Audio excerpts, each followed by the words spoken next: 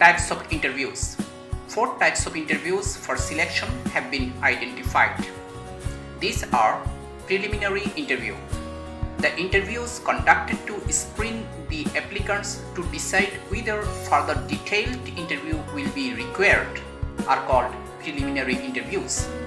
The candidate is given freedom by giving job details during the interview to decide whether the job will suit him.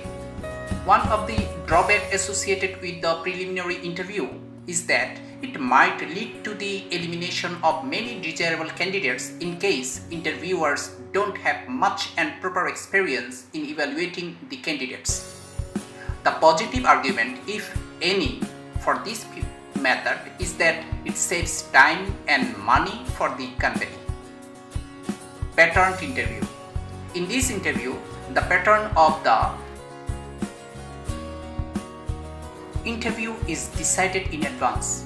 What kind of information is to be sought or given, how the interview is to be conducted, and how much time is to be allotted to it. All these are worked out in advance. In case interviewee drifts, he or she is swiftly guided back to the structured questions. Such interviews are also called standardized interviews. Next type of interview is depth interview. As the term itself implies, depth interview tries to portray the interviewee in depth and detail.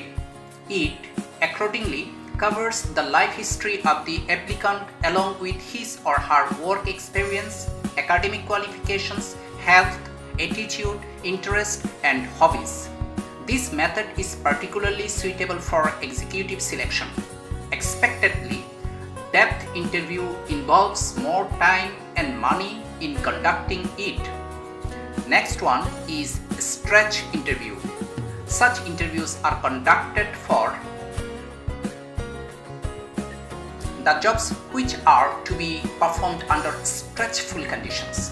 The objective of a stretchful interview is to make deliberate attempts to create stretchful or strained conditions for the interviewee to observe how the applicant behaves under stretchful conditions.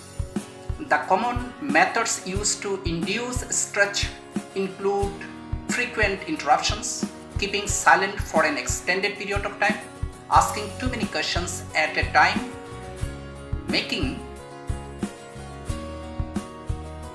derogatory remarks about the candidate, accusing him that he is lying, and so on.